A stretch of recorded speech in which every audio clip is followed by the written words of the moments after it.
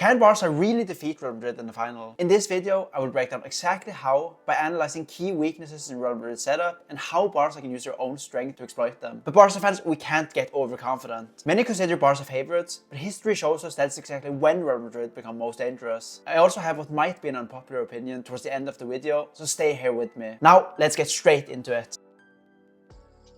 Real Madrid are expected to line up in a 4-2-3-1 with Doubts on Mbappe starting, but their structure is fluid and what really matters is how they build from the deep. In possession, it's clear that Xabi Alonso wants a back three in the first phase. But what's interesting is that this back three is not usually formed by defenders alone. Instead, midfielders like Tchouaméni or Camavinga frequently drop into the back line. When a midfielder becomes part of the back line, their movement acts as a trigger. Once a midfielder drops, the fullbacks push higher. Carreras and Valverde advance aggressively, stretching the pitch. On the left side, Carreras often moves into the left half space, almost acting like a left-sided 10. This pins the centre back and isolates Vinicius in the wide channel, creating consistent 1v1 situations for him. On the right, the roles are different. Valverde usually holds width, allowing Rodrigo to move inside. From there, Rodrigo combines with Bellingham and Gonzalo Garcia, looking to create overloads between the lines, which is something Barca must look out for. I can see them trying to generate some 3v2s against Barca's double pivot. This structure also allowed them to play long balls when facing high pressure, usually targeting Bellingham, or in this case, probably Gonzalo Garcia. The target men will try to lay it off to players arriving in space. They know Barca are not the most dominant in the air, making this a relatively efficient strategy.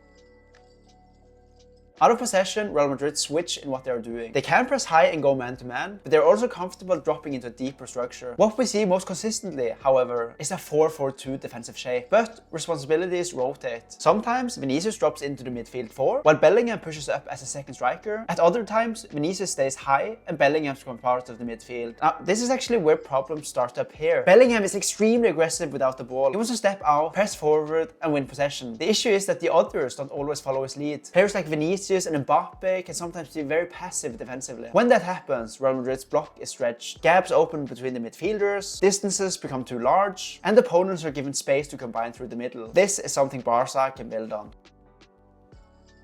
But first of all, Barca's first principle must be control. Barca are simply at their best when they dominate possession and dictate the game. In open end-to-end matches, we become vulnerable. Midfielders are forced to cover too much space, and structural discipline is lost. This final must be played on Barca's terms. To do that, Barca should maintain a back three in build-up for large parts of the game. This immediately creates a 3v2 advantage against Real Madrid's first line of pressure and allows Barca to progress around the press. There are two ways to build the structure. The first is a familiar one. Koundé drops into the back line and ball the pushes high and wide. Now the second option is more interesting. Frenkie becomes part of the back three, either dropping between the centre backs or operating on one side. Frenkie is press resistant, comfortable under pressure, and excellent at drawing in pressure before releasing the ball. I think bringing him into the first phase build-up could help destabilize Real Madrid's pressing shape and open passing lanes further up the pitch. Frenkie will play a huge role against Real Madrid. If Vinicius is defending on the left, Barca should actively target that side. Vinicius does not consistently track runners. This allows Koundé to overlap freely with Lamine Yamal. Lamine can cut inside and try something himself, or play Koundé on the overlap. But I also have another suggestion based on a Real Madrid weakness. We have all seen how they struggle to defend crosses this season. Barca, with the likes of Fermin, Raphinha, and possibly also Lewandowski, can definitely cause chaos. But what if we also add late runs from Koundé into that mix? It is very likely that if the ball is on the left side and Koundé makes a run into the box, Vinicius won't follow him. This could effectively give Barca a free man in the penalty area and a huge advantage in an area where Real Madrid actually struggle. A very surprising factor, but factors like that often decide outcomes. I have also seen another pattern when it comes to Real Madrid's defending that we might be able to use against them, and it involves their fullbacks. If Raphinha or Lamine Yamal receive the ball deeper, Real Madrid's fullbacks are likely to follow all the way. When that moment happens,